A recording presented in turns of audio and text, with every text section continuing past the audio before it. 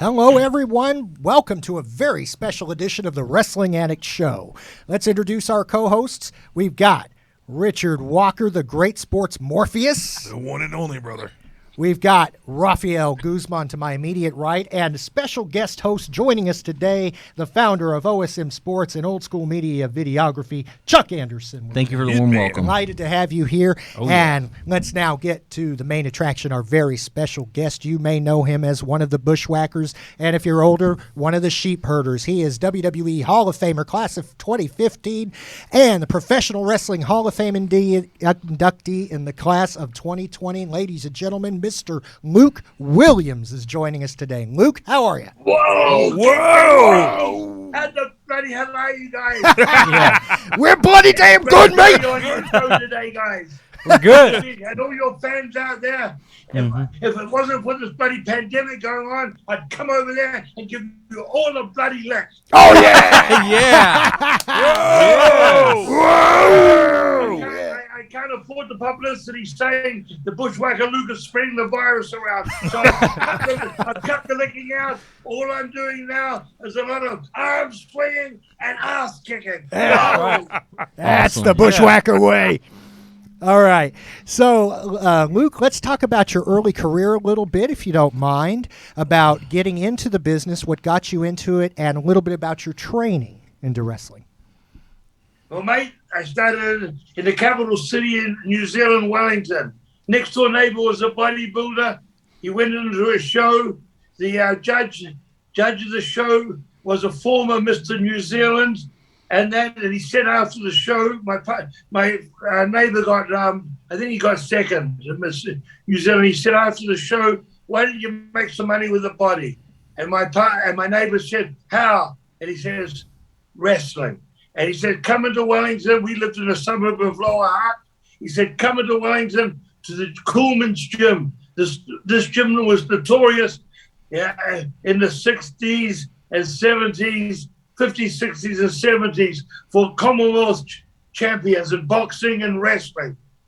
You know, like the Commonwealth Games is similar to the Olympic Games, but just for the British countries. So anyhow, he starts going to the gym.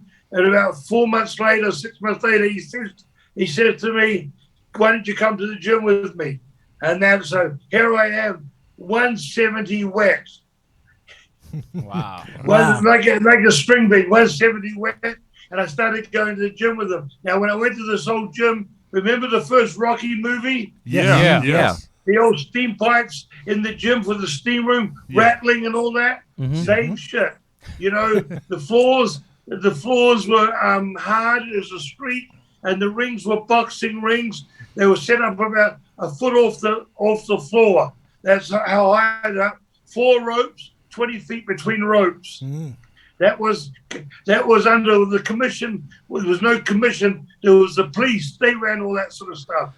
The rings had to be 20 feet between ropes, and and there's 4 ropes. So anyhow, I'm going to the ring. Now, in the gym, there's a bench press and a squat rack. That was all. They're all kettlebells lying around the floor, and they weren't in racks or put in one place. Guys used them where they were and dropped them where they were.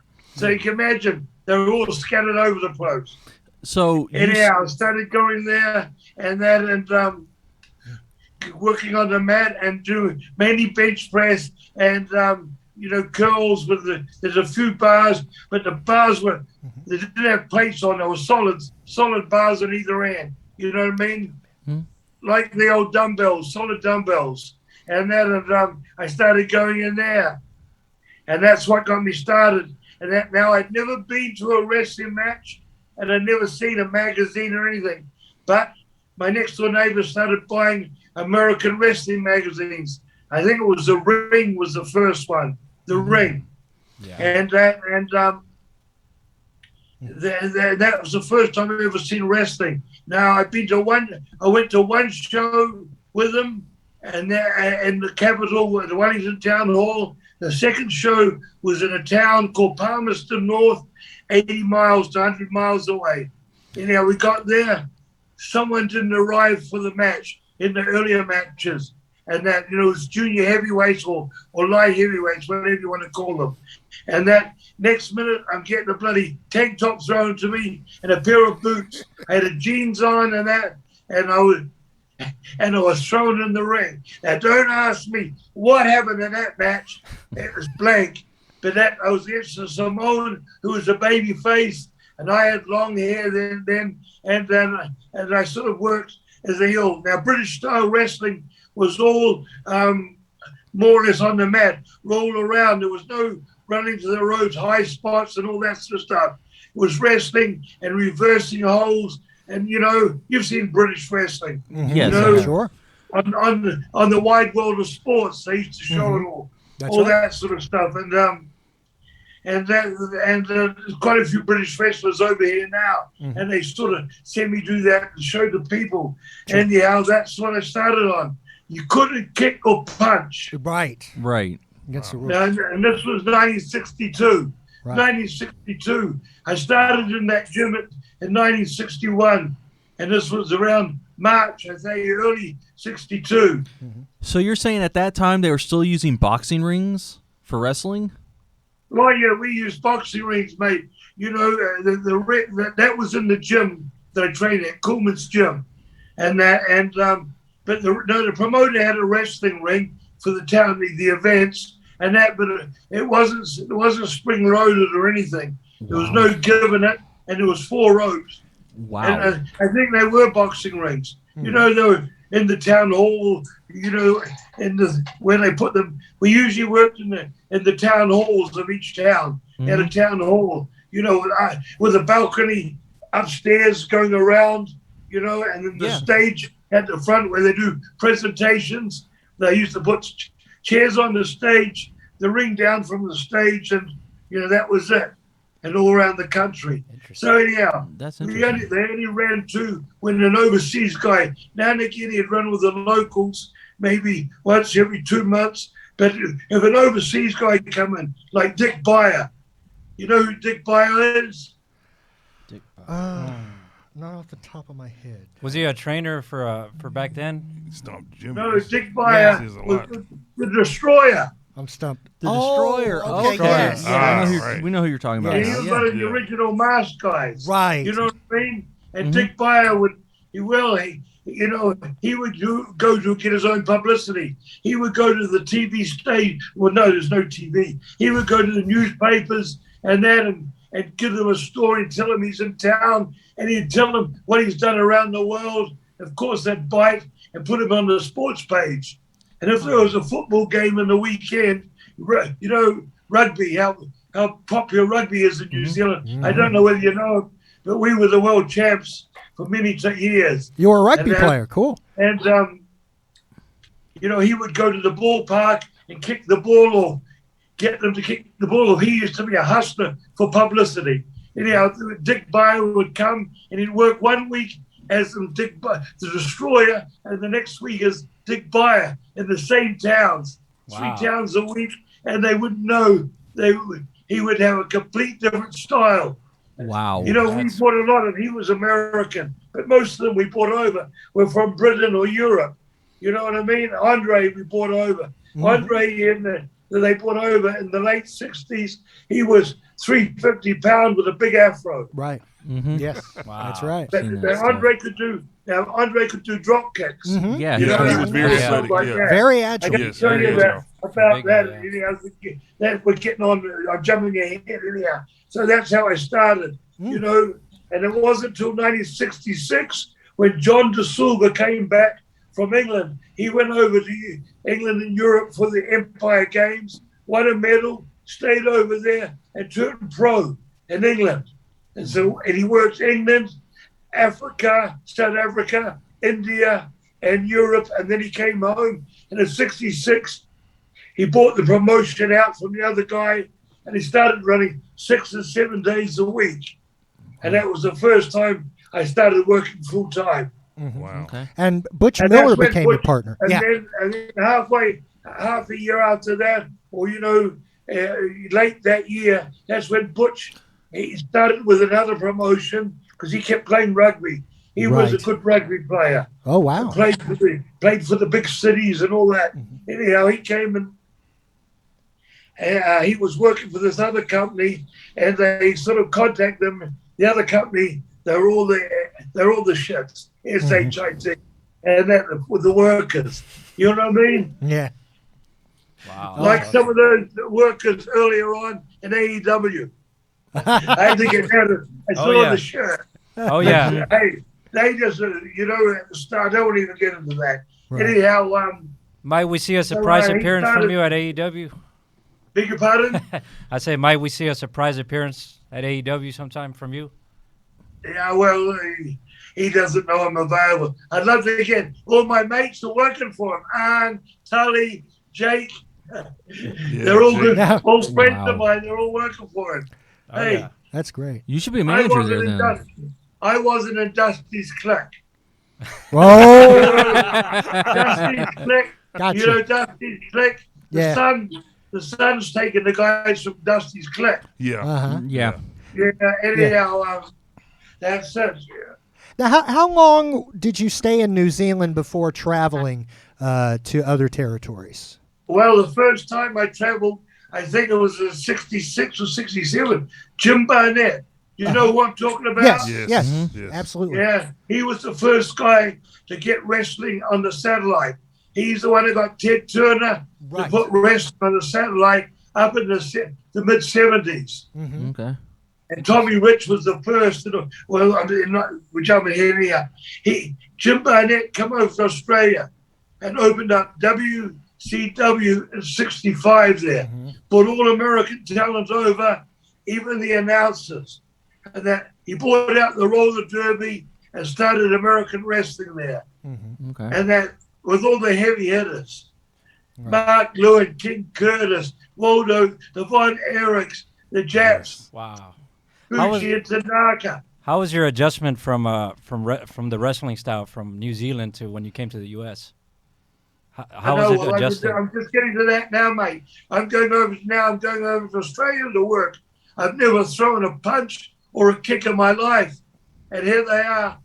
We were wrestling, mat wrestlers, and, changing holds. They would put, all of a sudden we saw American wrestling. They would put one hold on, work the hold, break out of it, and then do something or other, and then take him down again and put the boot to him, beat him up, punch him and grab a hold. I wasn't used to that. And all of a sudden I'm having to do that. Wow. And I started as a fag in New Zealand, working as gorgeous Teddy Williams. My name was Ted Williams. We had a story we wanted to ask you about, something about Sweet Willie or Sweet William. No, we're getting to that now, mate. Okay. We're getting to that crossover. Okay. So I'm working the gorgeous Teddy Williams around New Zealand with curlers in my hair. I'd go to the town earlier and take a photo to put in the night paper of me and the hairdresser getting my hairs in curl. I had my hair blonde and all that sort of stuff. I was doing the gorgeous George gimmick. And that's how we got publicity. We go to the town early because our evening papers come out at 4 o'clock. And the show was either 7:30 or 8. So we try and get on in the evening paper. There was no television till 67, 68. So this was how we got publicity, the radio and the newspapers. Anyhow, so I went over to Japan. I went over to Australia and started working for Jim Barnett. And he changed my name to Sweet William to make it simpler. and I was doing that gimmick. But I was working against guys like Spiros Arion, Mara Milano, a lot of these Americans, they're dead now, but names in the 60s, big names in the 60s. When I was there was Buddy Austin, Brute Barnard, Killer Kowalski, Buddy Austin, I mentioned him before, a lot of names, Tarzan Tyler, God bless him, his head got taken off in an act by a truck. And, all these guys were over there. Anyhow, so that was WCW, and it was doing roaring business. Bulldog Brower, Haystack Skaloon. Yes. A lot of talent. a lot of talent Jim Barnett was bringing in, because Jim Barnett had been a coast-to-coast promoter. He had percentages of Florida. He owned Georgia TV. Georgia TV. He had a percentage of all territories, coast to coast. Mm-hmm. So WCW was there. 72, I guess it was with taxes and different stories that he had to get out of Australia. So he sold the company to the Welshes, the Fullers. You heard of the Welsh family? Robert Fuller. Yes, Colonel. Robert Fuller. Yes. And the Colonel on WCW. Yeah. And his big brother. His brother's got Robert, and his brother's got a podcast. The tall brother. Okay. Ron Fuller. Okay. Right. Well, their dad and their uncle owned all the South. They were part of the Grahams, the Jarretts. Yeah. They were all related to the Welshes. All the South, across the South, in the 50s, the 60s, the 70s, had part of the Welsh family, which was the Fullers. Mm-hmm. Right. Yeah. Wow. The Fullers, that was their wrestling name. Now, I think before that, at some point you were in Stampede Wrestling with Stu Hart. Is that right? Well, the first territory, when we left New Zealand, mate, right. The first territory we came to, we were booked. My New Zealand promoter knew the Vachons. Mm-hmm. He met the Vachons, and Paul and Mad Dog are the guys that brought us over to the States. Mm-hmm. And when we came into the States, the big baby face in the territory was Andre's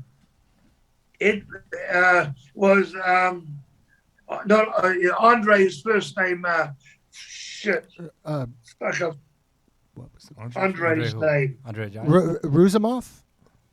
Yeah, Ruzimov. Yeah, but he had another name. He worked in New Zealand too. Okay. And he was the baby face there, Ruzimov. and the main heel was Killer Kowalski. Yeah. Now we both knew them very well because we travelled with Killer Kowalski before, and around in Australia, with them on the plane and all that sort of stuff. So, and they were running 3 towns a night. The territory was so hot, they were running 3 towns a night, and the Rougeos were running a town a night. Wow.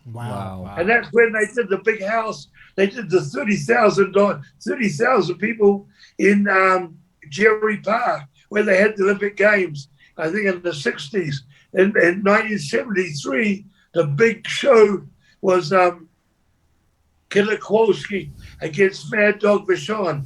Killer Kowalski had actually come off the knee with Whipple Watson and taken his ear off. This was real in the 60s with a knee drop. So they did the same angle, and that's when we got the big crowd in Jerry Park. Whoa. Oh my goodness. Yeah, that was, and here I am now working with Dominic Zanucci, Tony Puglisi, God rest his soul. Dino Bravo, Gino Brito, Johnny Waringle, Billy Two Rivers, the first Indian ever to work through Europe and over in Japan. Mm-hmm. Wow. Yeah. That was the first territory. And it was a wake up. We were lucky.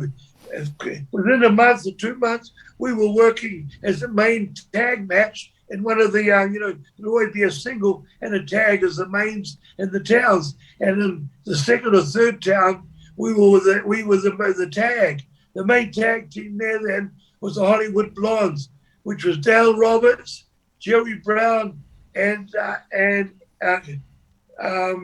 Humperdinck was the manager. Okay. Mm-hmm. And they were drawing unbelievable. The crowds were packed out.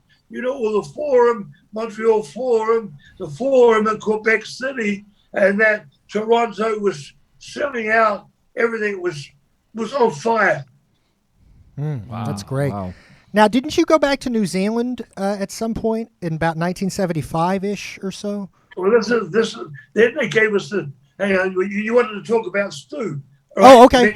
Yes. Before. So then he said to us, "You've been here for a year and a half. you have to start putting the guys over, to bring some new people up, new faces up. He says, you can, but we don't really want you to do that. We'd rather bring you back in a couple of years. So he said, I'll book you somewhere else. Now, we'd never heard of the notorious Stampede territory. Okay. We'd never heard of the guy, Stu Hart, with 12 kids. Never heard of him. Yeah. So we leave our car in Montreal to get it shipped over, and we go over to Calgary, Alberta. Now, Calgary, Alberta, the pavilion in the fairgrounds in Calgary, there's two arenas, the pavilion and the corral. Corral now is the big place where Vince does pay-per-views. I forget what it's called now in Calgary. Anyhow, it holds about 22,000, but the corral only held 12,000.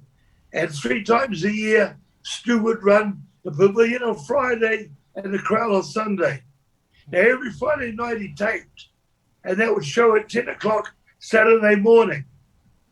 So we arrive Thursday night, and that Friday night we go over to the pavilion. Archie Goldie is the booker. And then he says, you're working with the champs, get DQ. So we go in and out. I don't know whether it was a flagpole or we had a chain. At the end of the match, we got DQ'd, and we got juice on 2 of them. And that next minute, these bloody kids are getting thrown in the ring. Oh. 1, and then 2, and then one comes in and he's already bleeding, and then another one comes in already bleeding.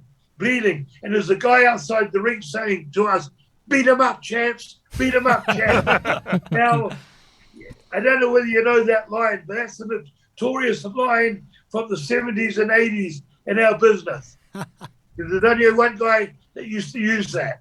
Wow. Anyhow, so we leave the tag team and the 4 kids laying in the ring. We head back to Pittsburgh. We haven't met Stu Hart yet. So we get in the alleyway to go back through the crowd, and then you go down the alley and there's dressing rooms either side. Right at the front, looking at the match, there's this short, thick man. Well, you're not short, 5'10", 5'11", 280 pounds, 270, thick. Yeah. What the fuck are you doing? He said, what the fuck are you doing? They're my bloody kids. And we said, hey, we thought it was the show. Abdullah the Butcher was throwing them in. Abdullah Butcher was one throwing him in? Wow. Beat him up, champ. Oh, wow. Wow. Abby was a big name in Canada because he was from Windsor. Oh, wow. You know, Windsor. I didn't know you that. know, across the border in Ontario. Oh, wow. Wow. That's where a lot of the top wrestlers come. That's the school. That was the school of Canada, Right. Windsor, Ontario. Quick question A lot for of you. wrestlers come out of there. I got a quick question for you. I just want to ask this real quick. Is it true? Have you ever been to the dungeon? The dungeon that Bret Hart and Stu Hart ran? Oh, mate, we were Stu Hart's place every Sunday. Funny part is, we never got asked to go on the match. Stu loved us. You know, the booker was Archie Goldie, and he went. He left the territory about 3 months after we were there, 4 months, and more or less we were in control of it. He didn't make us bookers, but he brought us up to his home every Sunday, and we sort of laid out the program. Okay. So we were the main event. And the tags were main event a lot of nights. We'd have a single main event now and again, but that was it. And we were invited out there. Now in the dungeon, Stu, I've seen many guys. Stu would get them to get on their hands and knees. He wouldn't fight for it. He'd tell them to get on their hands and knees. He would crack the hold on and then tell them to fight out of it. Wow. And they would start screaming, Stu. And he'd go, You know, Yeah. Have you heard any of Bret Hart tapes? Yes, That's how they sound. Yes, Bret had tapes. I remember hearing one of those on Wrestling with Shadows, wasn't it? Yes, Yeah. Wrestling with Shadows. Yeah, that's right. he said he got this guy down, or he had a kid down there, and he's like, so he says, here, it doesn't really hurt, but when I do like this, oh, and the guy's like, oh, it was kind of funny. Now, the guys used to shit their pants or their eyeball, the veins in the eyeballs Would Yeah. get blood red. Fine. They used to pop and you get bloodshot. Yeah. Wow. You get bloodshot. He'd crank it. And I've seen guys of 280 pounds, 300 pounds. Stu was very thick in the hips and very thick. You ever seen him you ever seen him in person? No. Or photos of him? I've seen photos Very of him, thick. but Photos. He was very thick, you know what I mean? Mm-hmm. He was from that old school of wrestling. Yeah. Yeah. Like European style. Yes. And Art, the black guy, Art, black guy. I can't think of him, but this was a guy from his era. Art Thomas, Oh, Sailor Art Thomas. He carried a fucking photo in his wallet of this guy. This guy was a shooter. You know what I mean? Yeah. Mhm. So that's where Stu got all these holes, and that was his idol. His idol, Art Thomas. Mhm. Wow. Wow. A thick I never black knew guy, and that it was notorious. But he could work. He could the other side. He worked through Europe, and so I guess he learned how to shoot over there. Yeah. Because with those Europeans and that, but he could work. Like a baby too if he wanted. Mm-hmm. Good grief. Sure. Anyhow, that was we were there for a year and a half with Stu, and then that's when we got the call from Steve Rickard in New Zealand. TV started in 68, 69, and it was only on for 5 hours a night. But by 75, 76, Yeah. they got the what's it called now? On the mat? On the Mat. Yeah. With Ernie Leonard. Yes. He was the announcer. I've seen Got that program. show. It was really good.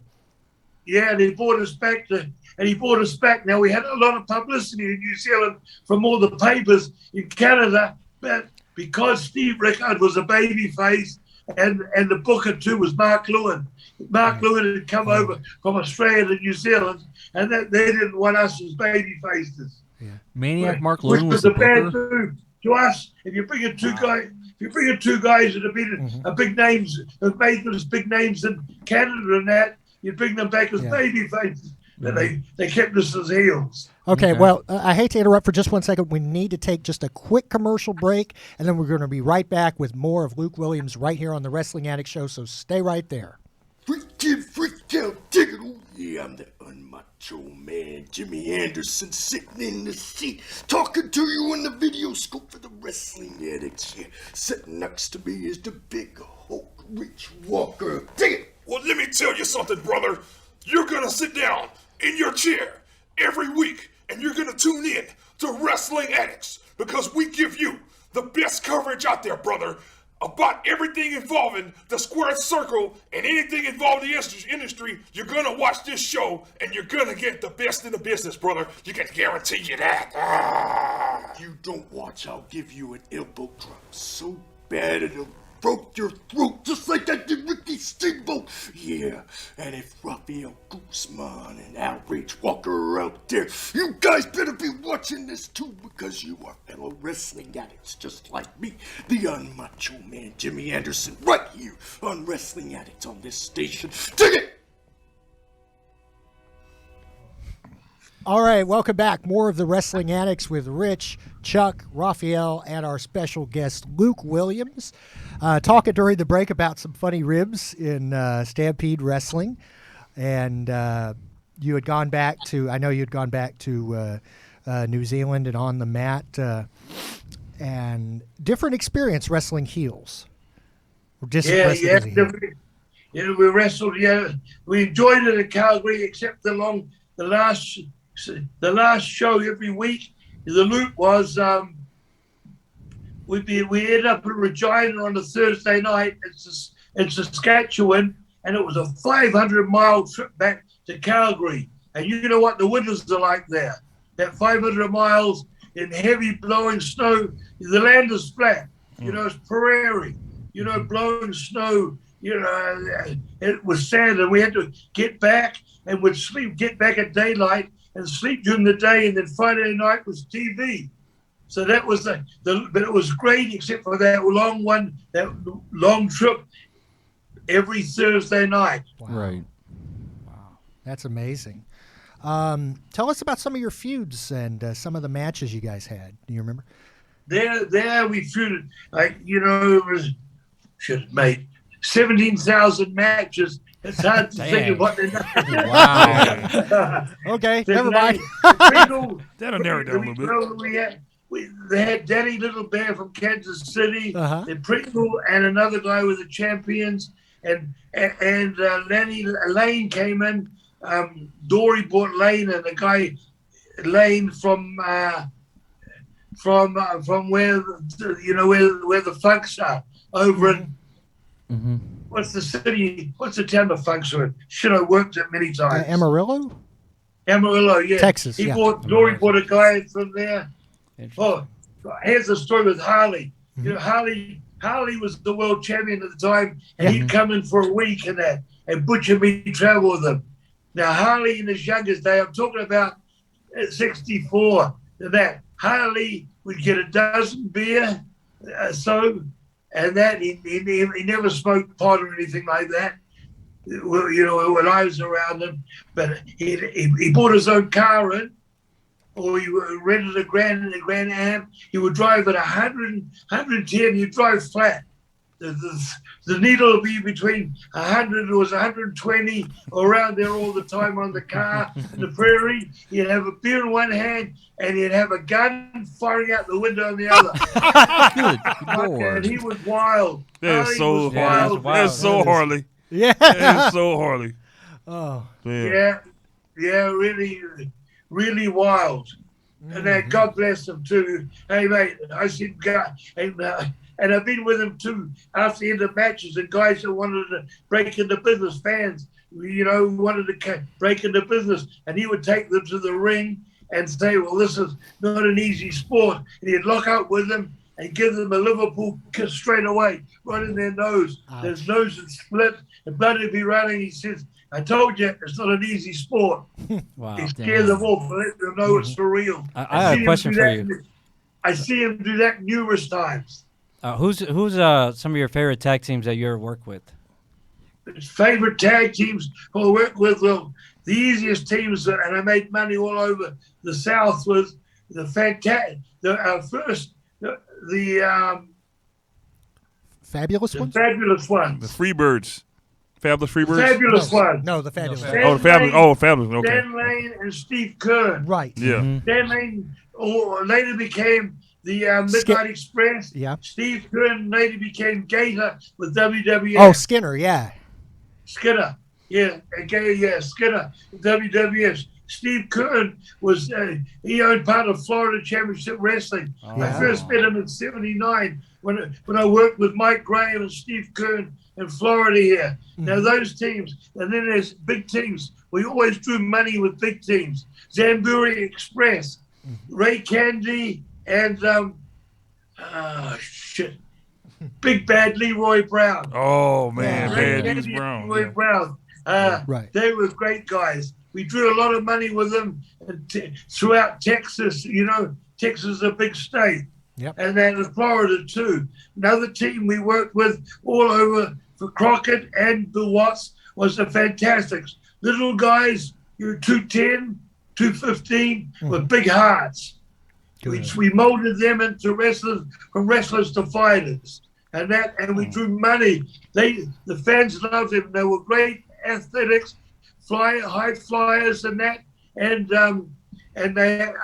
were known hardcore before hardcore became a name brand. I'm talking about She-Murders now. And then Bill Watts built a barbed wire cage, and we walked right all over the South with this barbed wire cage with these two kids. Now, you worked for Houston, right, for Paul Bosch, correct? Oh, yeah, but what a guy. Yeah. Yeah, I'm going to tell you this. Yeah. I worked for him before Bill Watts took over, running UWF into there. Bill Watts took over. But I worked for him before that. and that when he just used to bring people in, and then he used to bring guys in from San Antonio and bring different people in, just like St. Louis. And the payoffs, the first match, the second match, they get 300. Mm-hmm. Wow. A lot of those territories in that's what they make all week. Wow. Wow. That is That's amazing. what he was paying. It's the first match. I had He to was ask a great payoff. I had to ask about Paul Bosch because we live in Houston. We grew up on Houston wrestling. Yeah, We amen. grew up on Paul Bosch. Yeah. So I just wanted to ask, what was he like? Was he a nice guy? Was he? Was he an asshole? To ask him, been in New Zealand. Oh yeah, he would sit down with us and want to talk. See, that he was a real a gentleman. Sweet. No one in the country in our business could say a bad word about him. Amen. Awesome. As soon as you mentioned the best payoff man in the business to anybody in the 70s and 80s, Paul Bosch. Everybody says Awesome. that, and that's amazing. That's great to hear. Yeah, God bless him. Oh, he was yeah. a great man. Now, I And wish, I heard too, he wrestled way back Yeah. in the 50s. He did. Yeah, He did. cool. With Yeah. Joe Blanchard. You know, Interesting. Joe was a good friend of mine too. God bless him. Back then it was Joe Blanchard, Lou Sayers too. Lou Sayers Yes. wrestled refereed a lot of my matches, but Oh, yeah. Lou used to cook barbecues for us. Oh wow. You know, and that cooked for me and Tully and Butch. He was a great chef, barbecue man, and a great guy. Awesome. yeah. I'm sorry to jump around a little, but I know you wrestled in Japan and Hawaii and Puerto Rico. I know those are very different areas of the world. Could you discuss a little bit about those territories and your experiences there? Okay, mate, the first place as I mentioned before, in the 60s, 66, I first went to Australia, right? Mm-hmm. And in 69, I started going up to East, Jakarta, Singapore, and then now it's called Malaysia. It was called Malaya and Asia then. Mm-hmm. You know, Yeah. and when I first went in there in all those 70s, I think it was 70, the war was going on for independence, and it was a curfew, 5 o'clock on the road, and we used to do tournaments, 3 days in Singapore, night after night, then we got to Penang, Kuala Lumpur, and Penang, and do the same there. I think Muhammad Ali, Cassius Clay, did Kuala Lumpur or Penang. He did when it was boxing, big shows, Right. Okay. pay-per-view from one of those countries. Anyhow, we would drive up there through the and on the side of the road, elephants were doing the sugar cane, rolling the cane up into bundles. Elephants were working, and bullocks were pulling the hoe. They had bullock horns on a plank of wood, and that was digging up the turf, and 2 bullocks would be pulling it, with the guy standing on it. That's how they dug up the ground. It was another world. No machinery. Wow. The Super turf, old school. and that's when it was in the late 60s, and we used to drive up, Yeah. and after 5 o'clock, and then we could hear in the jungle, da, da, da, da, da, da, da, machine guns. That's when it was a curfew for 5. Yeah. But we were young, and you know, you were young and full of, as my dad would say, full of piss and vinegar. Right. And if Drive you- up through the night and then go to those towns and do the shows. And they were wild. At the time, too, it was Sweet William and Brute Miller. Sweet I had William. Butch on a collar and chain. Wow. And Puerto Rico too, you were there and a few times, right? But you know, we went to Japan early in the 70s and Butch was there first in the 70s. He worked for Inoki's first show, and they called him the Tiger, not the Tiger Mask, Wow. the Tiger. But that's when that whole thing started. Mm-hmm. You know, Butch never liked Japan, and that's why we never went there much. You know, we might have gone there 10 times overall, but you know, they liked our style. They liked that rough and rugged style, like the Brody. We were the smaller Brodies in like his heels, Yeah. Wow. and then we started going to Japan. And then the first time I went to Puerto Rico, the first territory, when we came back into the States from New Zealand, we went to Hawaii, and we kept our head above water, working 5 islands a week, but we weren't getting anywhere. We just kept our head above water, laying on Waikiki, checking out the woman, eating at all the buffets, and that was it. Going to the gym, and we got a big show in Pearl Harbor. Roddy Piper and Buddy Rose came in for the big show. They saw us work, and they said, "We need a tag team now for Oregon." They said, "Let me get this guy on the phone, Don Owens." And he got Don Owens on the phone. They got us over there, and Don Owens gave us a date for the Northwest Championship Wrestling. Wow. So we had to fill in some time. We had a Japan trip, had to fill in some time, 6 weeks. So then we went to Stu Hart. I called up Stu, and he said, "Come back in." And now when we left Stu before, we were the heels, top heels, but the rest of them, Abdullah and John Quinn. John Quinn was 340. Abdullah was 350. Archie was 270, and but Archie left. And then, we were middle guys. Now, when we came back in 79, it was all the British guys there, 170, 180. And I looked at Butcher and I said, "Fuck, we're the biggest guys in the dressing room." and then I went outside and I looked in the arena, and the arena is packed. This is the pavilion. Friday night television taping. The main event was Tommy against another English guy with a cross eye.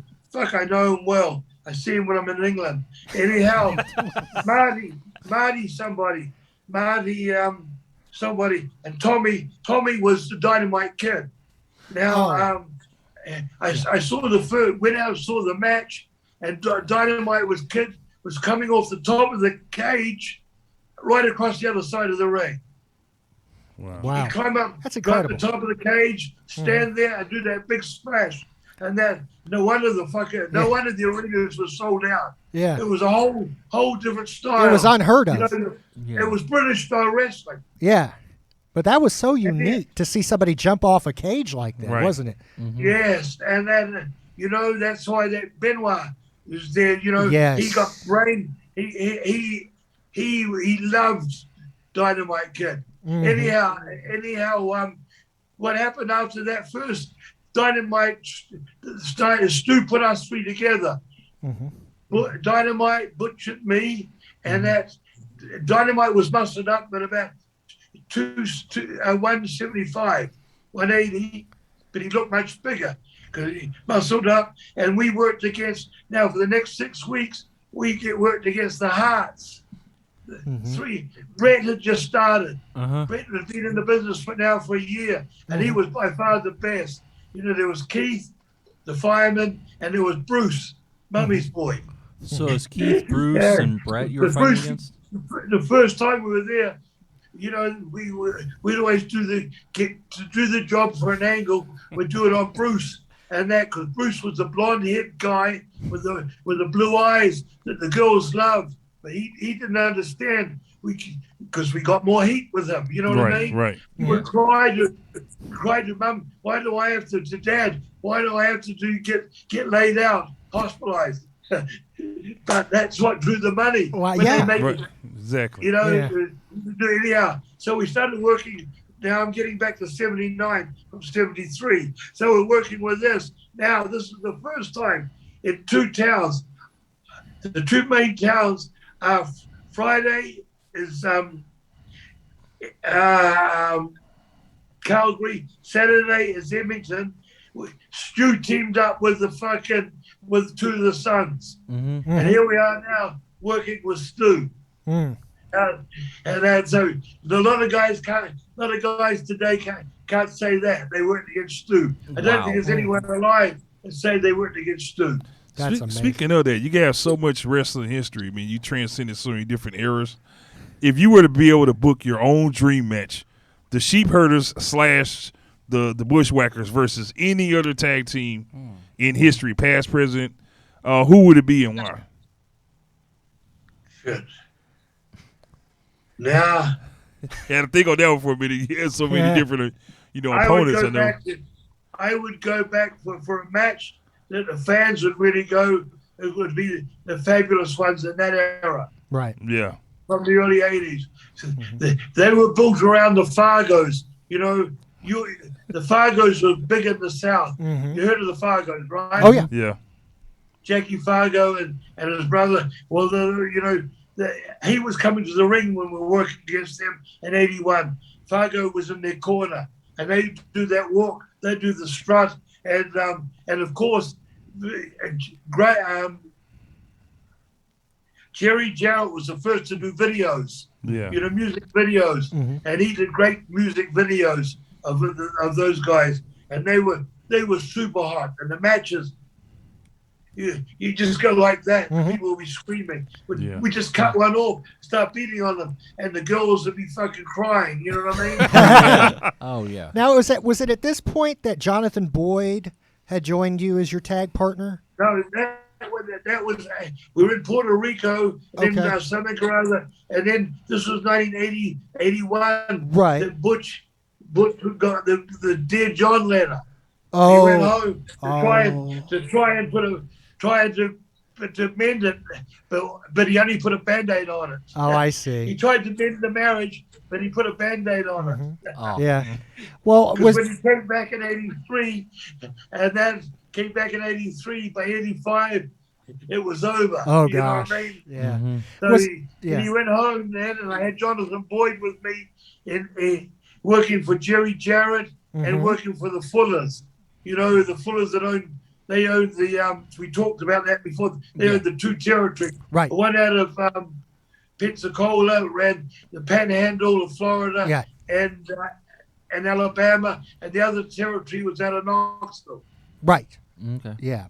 When you look at the current tag team division, how do you compare it to back when you and Butch were the Bushwhackers? The tag team division today, there's not many there. Years ago, Vince puts tag team guys together. Yeah. We were all together. Vince puts two guys together, then he splits them and all that sort of stuff. Yeah. My era, like Ray Stevens and Pat Patterson, they were a tag team for decades. Right. These teams were tag team for decades. Butch and me were a tag team from 66 to 202. Wow. Right. You know what I mean? Yeah. 36 years. Yeah, I don't think that they get they don't put too much emphasis or thought into the tag team division in today's day and age. I've been in the ring now for 7 decades, mate. Yes. Yeah. I wrestled against Butch and me wrestled against Peter Maivia. You know who he is? Yes. Oh yeah, the Rock's father. Grandfather. Yeah. Right. Worked with Grandfather. him, Australia and New Zealand, and Butch went over to Samoa for the 10th anniversary and worked against Peter there. And that we told that story. We told that story in our Hall of Fame thing. I worked against Killer Kowalski, the guy that trained Hunter and the girl China. Yes. I worked with a lot of older people, and that the people don't. When we went into the Hall of Fame, the media blew up on Facebook saying, "Well, they're putting these two clowns in the Hall of Fame." Shit, they started late in life in WWF. They didn't know that we had All that the fucking history, career, right. 30 years from 66 to 88. We had that that career before us, working all over the world with the Giants, Don Leo Jonathan. We drew big money. Yeah. You heard Yes. Don Leo Jonathan. We and Emil Dupree up the top of Canada. We drew sellouts everywhere. And Don Leo was 325, 6'10", and that. Well, people remember, man, because I remember one of my favorite sheep herder bushwhacker moments was at WrestleMania 17 when you guys were in the gimmick battle royal right here in Houston. How did that come about? And, man, that crowd pop was serious too. No, mate. Vince wanted us for the weekend, but we were pre-booked for these people. They'd done all the advertising, and that was on the West Coast, San Francisco way, up that way.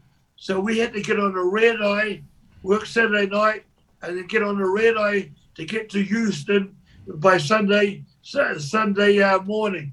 And we were burned as hell, tired as hell. We worked 3 shows over down the coast, Thursday, Friday, and Saturday. So we got there, and then he said, he was good to us anyhow. He said, you guys are the first. I want you to march out. And when we marched out there, the people were insane. Yeah. You know, they haven't seen us since 96, early 97, and this is 5 years later. 4 years later, here we come doing that, and everyone stood up doing it again. Yeah. That was so great. Well, if you don't mind, I want to jump back to about 1985 or so. Bill Watts, you guys worked with the UWF. I know you talked a little bit about that, but I want to get your impressions on Bill Watts as a promoter. Well, I'm going to tell you the street. He was a guy that would come back to the dressing room, and blow guys up. He wouldn't pull them aside into his office and tell them what they'd done wrong. He would make them feel so bad in front of the whole crew. You know what I'm talking about? Yeah. There was 2 guys in our business that did that. Oldie Anderson Yes. and Bill Watts. You must probably heard this before. Yeah.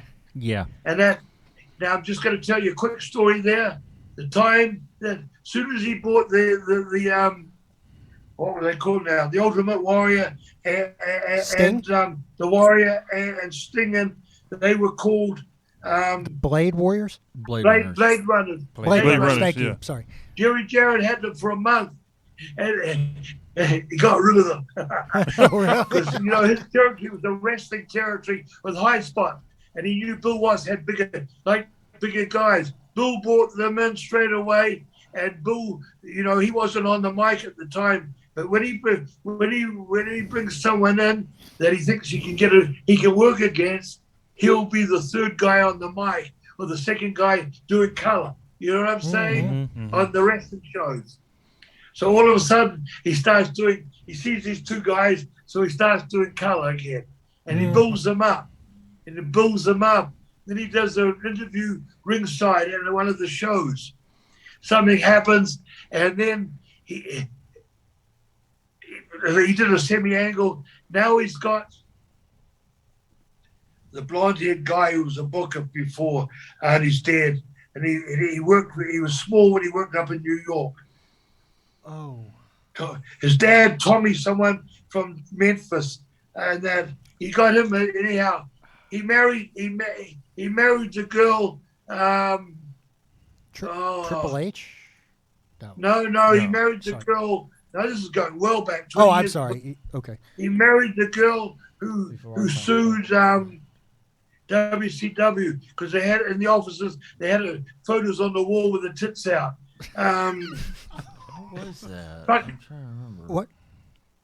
Anyhow, Sorry. Bill Watts got this guy as his partner. Well, he's a well-known wrestler, very good wrestler. Yeah. Anyhow, very good wrestler. Anyhow, they both work against the Warrior and the Sting and the Warrior. Now these guys are green as hell still. Eddie You know what I Gilbert. mean? Eddie Gilbert. God bless you. Yes. Yeah, what a great worker, man. Yes. What a great worker. Yes. Missy Hyatt. Yes. Missy Hyatt. that was Yes. Oh, I saw her Yes. the other day. Okay. Saw She her got the other around, day. too. Her Yeah. Her face is another face. Yeah. Yeah. If you show the 2 faces, you would never know. Anyhow, they make it. Bill Watts makes the comeback. Uh-huh. These guys don't know how to feed. He's in the middle of the ring. When the comeback comes, in those days, you fed the baby face. Right. Took the nail, take the bump. The other one's coming up. You don't have to move hardly. You know what I mean? Yeah. Turn around, bang, bang, bang. So he comes back to the dressing room otherwards, and he pulls them both up. He says, "What the fuck are you guys doing?" He says, "When I make a comeback, you feed me." He says, "See this hand? You feed this hand. And remember, this is the hand that writes your bloody check." Yeah, wow. Now, speaking of that, tell us about when the company went out of business. No, again, this Okay. is the only company me that Butch and me walked out on. Oh. The only promoter in our whole life that we worked out on. I didn't realize we that. weren't there when it went under. Okay. When it closed. We were getting our paychecks. I was supposed to take the book when I went in there because Bill Dundee had it, but he left and they put an intern booker in, which was Dickie Slater. And they called me up and that to come in from Puerto Rico. I was the booker in Puerto Rico for Carlos Colon. We just did that monstrous show there. And they said, we're going to do it. I said, well, when are you letting Dickie go? They said, we're not letting Dickie go. Now, when a booker comes in, you let the other booker go, so he's got no problems with something getting done behind his back. You know what I'm saying? Yes. And Dickie was a friend of mine from Florida, and I said, I didn't like them giving me the book over Dickie, and that it just didn't feel right. And I never took the fucking book, and they kept pushing me, and that was the worst mistake because this was the big money territory. I could have made a fortune. And then 2 months later, they bring Ken Mantell in. Yeah. From Dallas. Right. What was the territory called? The Dallas territory? World class. World class championship wrestling. World class, yeah. WCW, yeah, world class wrestling. Yeah. And old school right there. Yes, sir. they bring him in, and he starts bringing all his crew in there. And I'm working this. I'm in this big run with the Fantastics. Right. Well, we started with normal matches and DQ matches, lumberjack matches, and then cage matches. And then they built this barbed wire cage. You know what I mean? Yeah. And I'm doing these barbed wire cages, and somehow I see the checks for the Freebirds. He bought the Freebirds back, but they weren't fresh like us. They'd been there before for a long time, and they were before intermission or something. And that we were the last match every night. Right. That's the match the people came to, and I saw that our checks were getting 800, 600 less, 800 less than them. Wow. And so we didn't arrive at a show. Next minute, I get a phone call in our unit, and they says, Bill Watts, we want you guys back, and Bill will give you 500 every night before the match. And I felt like saying to them, well, why wasn't he doing it before? You know what I mean? Yeah. 7 days a week at 500, even 5 days a week is 2,500. At least with the whole week is 3,000. Right. A lot of money right there. This was 84, 85, 86. And we were making 1,800. It was good money, but we were the main event, and we were drawing. And they're all big towns, throughout the arenas and that. So we hit the road, and that's when we went back to Florida. We called up Florida, and they brought us in, and that's when the Crockett's took over Florida, and took all over that. So. Right. So he had already bought the UWF had been taken. Now UWF, what the story was there, that Bill got caught with the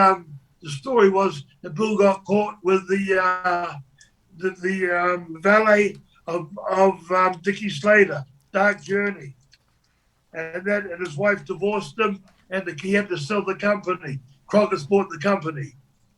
That's how UWF went to the NWA. Wow. See, that's not a and common we were back now, and we won the belts here. We won the UWF belts now, but it was owned by Crockett.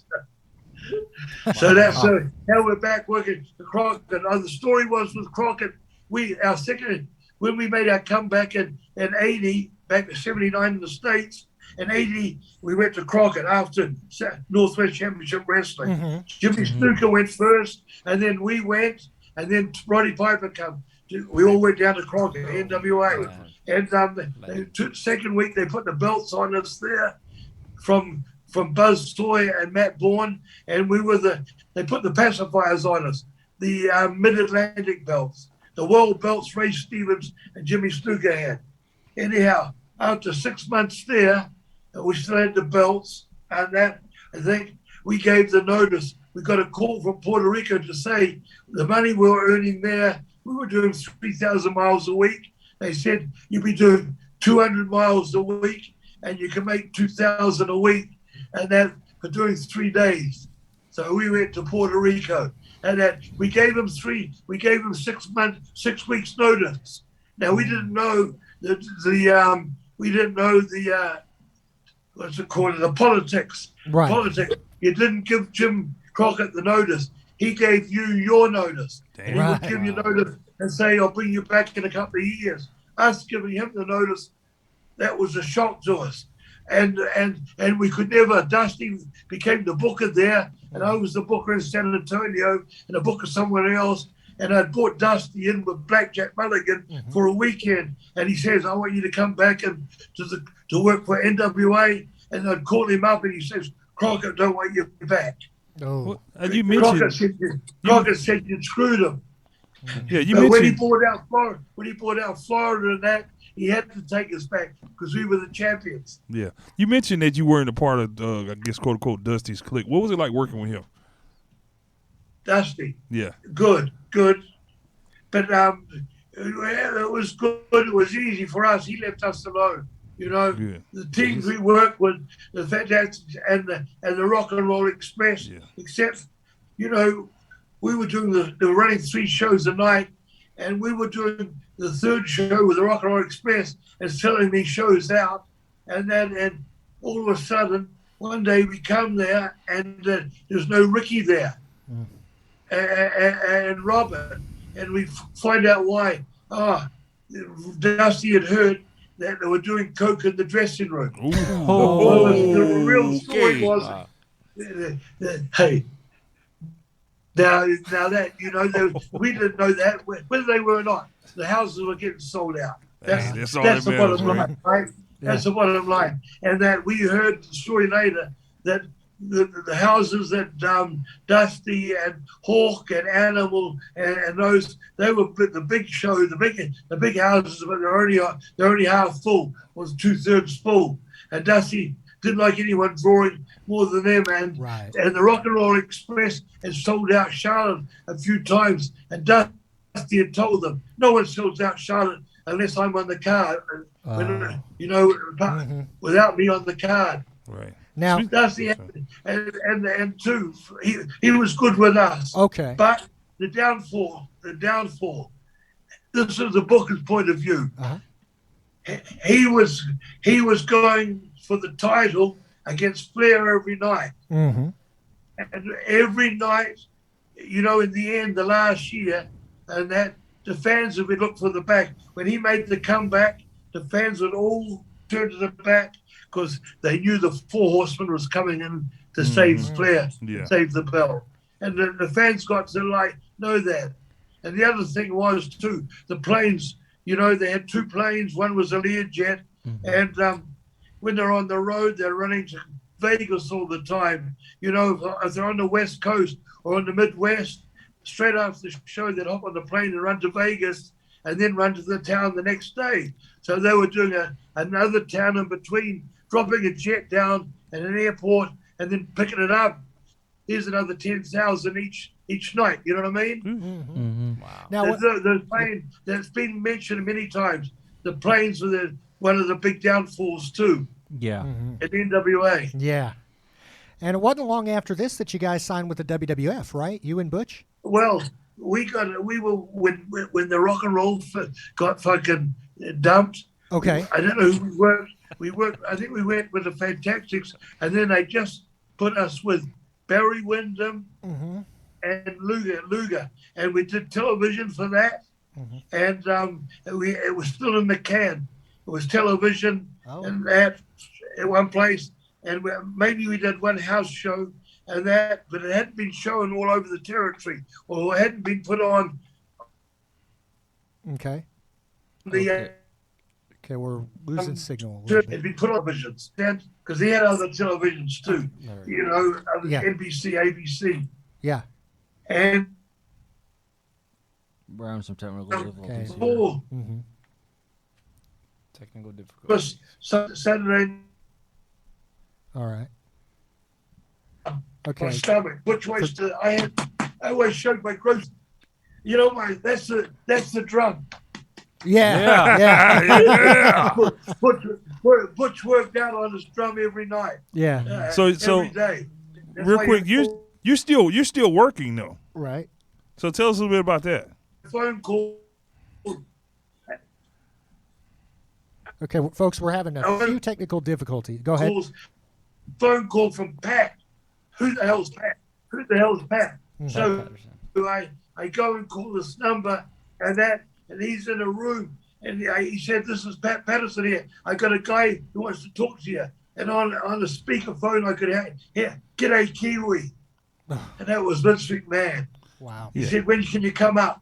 And I said, "Whenever." I'd been sending tapes there since Betamax. Remember Betamax? Oh, yeah, big ass tapes. Yeah. In the early 80s? Yeah. Yeah. And I've been sending them there since then. It tapes to there. So- And anyhow, he says, when you get home, I said, make it Wednesday. And when you get home, he says, there'll be tickets on your doorstep. Cool. And that was it. And then you became the Bushwhackers instead of the Sheep Herders. How did that come about? Yeah, now we went up and saw Vince, and Vince says, I'd like to change us to baby faces. And of course, me being a booker and old school, I said, bring us in his heels and change. You don't tell Caesar what to do. I learned right then, you don't tell Caesar what to do. Right. And then he says, no, I'm going to bring you in and do vignettes of you. Butch went right up on the desk, and Vince has got a bit of a nose too. And Butch had his big honker about that far from Vince's. He says, if you can make these faces, baby faces, go ahead. And Vince said, look at the heads on my top baby faces. They haven't got the greatest mush. Randy Savage, look at his face. Yeah. Hulk Hogan, Hacksaw Judge, Right. Jake the Snake. Now look at all those heads. Yeah. There's no pretty boys there, are there? How did you guys feel about doing comedy versus your very strict NWA stuff? Well, that's the point. Here it was. He says, I want you to be between the sheep herders and the moondogs. Oh, I see. So we get home, and we get home 2 days later. There's a big thing on Butch's doorstep. I wasn't home. Bush ring up. He says they're setting the contracts. He says it's for the Bushwackers. He said they're setting us the wrong people. I said no. I said straight away he wants to own our name for merchandise, which is correct. Anyhow, Butch says to me then, he says the sheepherders have been on TNT and WTBS, TBS TV since '79, and they're off and on since '79. And he says the Moondogs on USA Network for 5 years. And he says, let's create something different. And we always swung our arms up when we went outside the ring as heels to scare the people. Whoa! Yeah. We always did that. Yeah. He says, let's go to the march to the ring, swinging our arms, and I said, my shoulders are so fucked. He says, do you want to make money? And you guys did. And you got big NBC exposure television. Kids were doing that. Everybody. Going to the ring. And that Vince never gave us the gimmick. And then the head licking came in. Everyone was going out of that, and Butch started rubbing heads. So I started rubbing heads, and then all of a sudden he started going like that. Yeah. And I started going like that, but I always licked the back of my hand. Yeah. Yeah. I never licked their heads. Yeah. Anyhow, that happened. Now all the different agents. The first 2 weeks we did a month of vignettes, crazy vignettes. Speaking of, we're lucky at that time. Crocodile Dundee second movie was hot. Yeah. So the cinema. So we did a spin-off of that. Speaking of Bush, in the vignettes, we did the Down Under spin-off. You understand what I'm saying? Yeah. Speaking of Butch, how's he doing? Beg your pardon? Speaking of Butch, how's he doing? Do you guys keep in touch? With Butch? Yeah.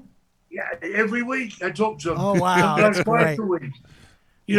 When we went to, he got how we finished wrestling and 202 was he got bad staph infection. Yeah. And he thought it was dislocation, and he was in hospital for 3 months. He got better, healed up. He went from 240 to 150. Yeah. Wow. Skeleton and bones. And the shitting, they had him tied down. If I got into that and tell you the whole story, take too long. Yeah. Anyhow, so he got better. He says, I'm packing up and going home. Well, my kids and that. He says he didn't really want to go home, but he needed. Right. He wanted to be around family. That's good. Right. Daughters. He had daughters and grandkids. So he went home in 202, and he started looking at going to a gym. And the guy said, "I want you to look after your hip more than me." So he started managing the gym. Met another woman. He got divorced twice already. He met a third wife. Wow. Got married. Yeah. 209, 2010. He fell out of bed. Was delirious. Was in hospital. Came to 5 days later. That fucking staph had come alive again. Great. That's a great story. It was in his hip bone. It was in his hip bone.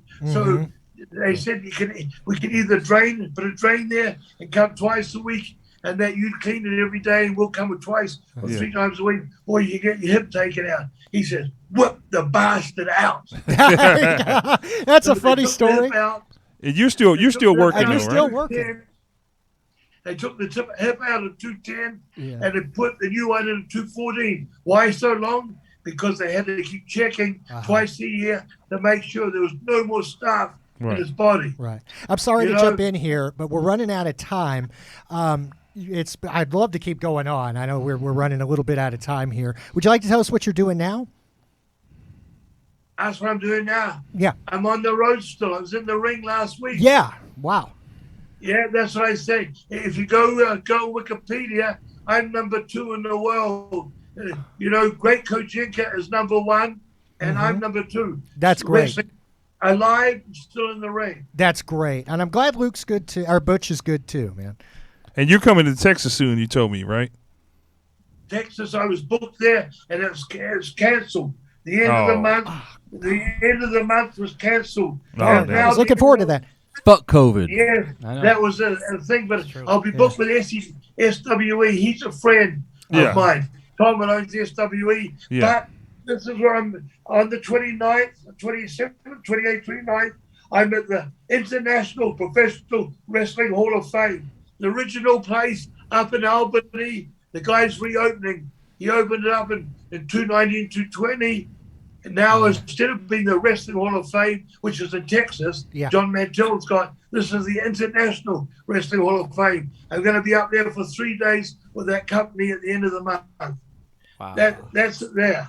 Look at that. That is great. Look at that. And that's exactly where on you that. belong to be. You belong to be there, man. Amen to that. Your legacy in the wrestling industry speaks for itself, man. Yes. Yeah. So They're not putting me in. They're not putting me in though, because someone pulled out somewhere or other, whether on the booking and that, and he threw me in the last minute. It was only 3 weeks ago.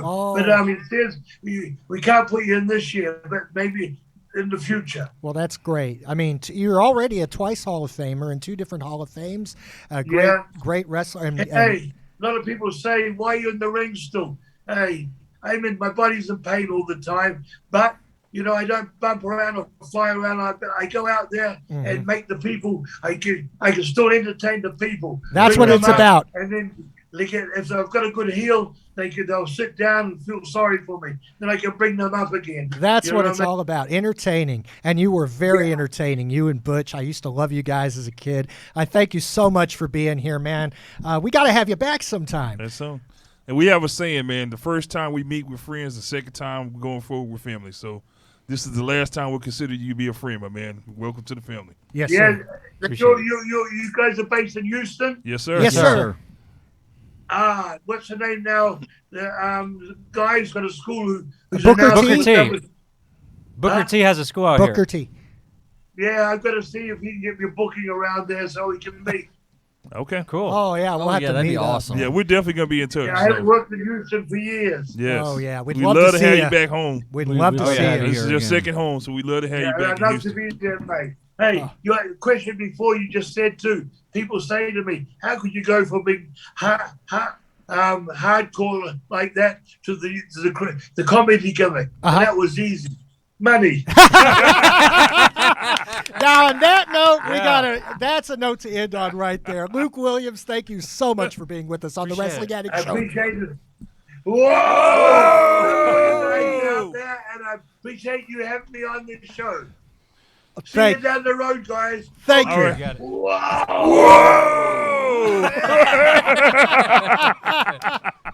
Awesome. Yeah. Awesome. Thank you so much. Oh, this was great.